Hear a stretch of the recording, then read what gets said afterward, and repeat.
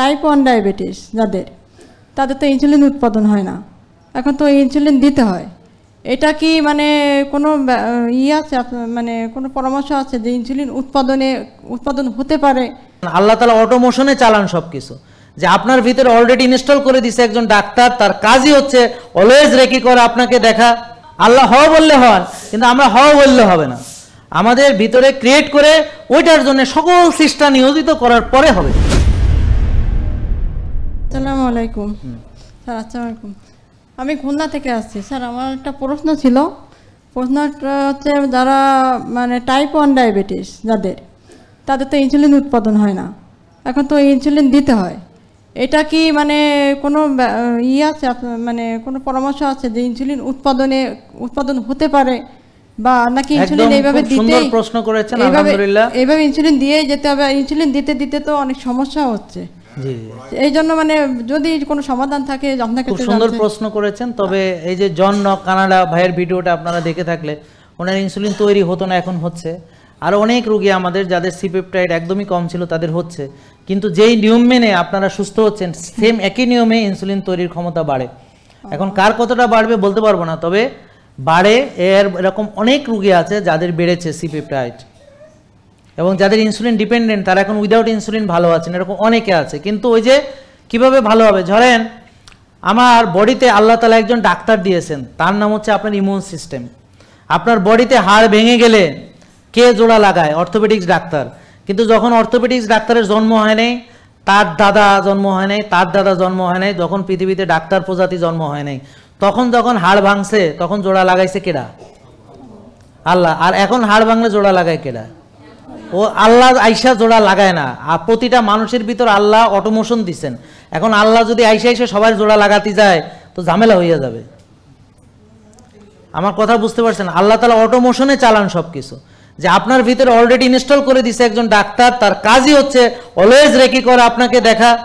আমার কথা হচ্ছে আপনার সঙ্গে অনেক ফেরেশতা নিযুক্ত করে দিয়েছেন, এবং আপনার ভিতরে এই রিপেয়ার হিলিং এর সিস্টেম আল্লাহ দিয়ে দিয়েছেন। হাড় ভাঙলে জোড়া লাগবেই যদি আপনার ডাক্তার কাজ করে ঠিক মতো।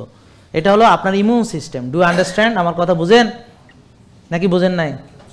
লিভার কেটে ফেললে আবার লিভার তৈরি হতে পারে, জানেন না? রিজেনারেশন করার ক্ষমতা আছে লিভারের, জানেন এটা? আচ্ছা, প্যানক্রিয়াস নষ্ট হলে প্যানক্রিয়াসও সে রিজেনারেট করতে পারে, বিটা সেল, যদি তাকে উপযুক্ত খাদ্য, উপযুক্ত পরিবেশ, উপযুক্ত সবকিছু, উপযুক্ত ভিটামিন ডি, উপযুক্ত সাপোর্ট, উপযুক্ত অক্সিজেন, এভরিথিং যখন আপনি এনশিওর করবেন তাকে, তখন আবার সে রিজেনারেট করতে পারে। এবং অবশ্যই আপনাকে বিশ্বাস করতে হবে এটা রিজেনারেট করবে ইনশাআল্লাহ। আল্লাহ এটা দিবেনই দেবেন, তখন সেটা তৈরি হয়।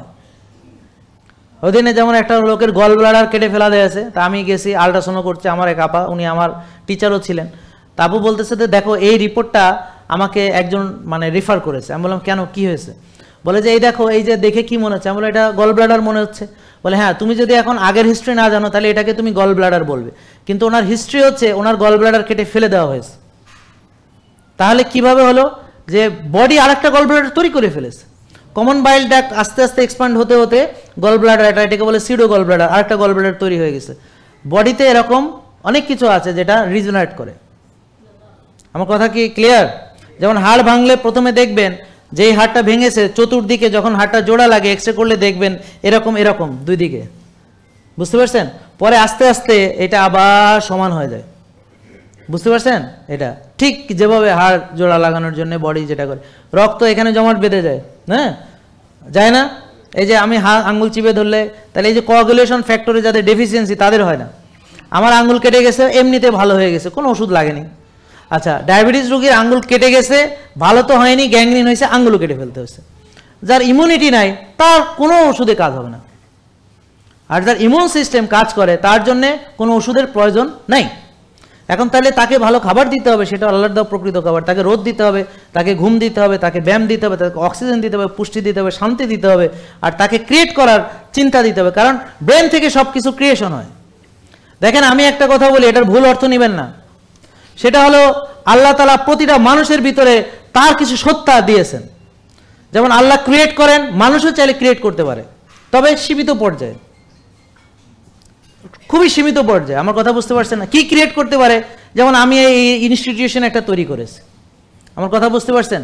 এখানের এনভায়রনমেন্ট কেমন হবে আমি আমার কল্পনার বাস্তবায়ন এখানে ঘটানোর চেষ্টা করেছি। এটা ক্রিয়েশন কিনা একটা, যেমন এরকম পদ্ধতি বিশ্বের কোথাও আছে? ইংল্যান্ডে আছে? আপনার ইংল্যান্ডে এরকম পদ্ধতি আছে চিকিৎসার, বা এরকম এনভায়রনমেন্ট বা এইভাবে যেটা দেখছেন এখানে এটা আছে? নেই। তার মানে এটা আউট অফ দ্য ওয়ার্ল্ড, এমন কিছু যেটা পৃথিবীতে কোথাও নাই, এটা আমরা করেছি। তার মানে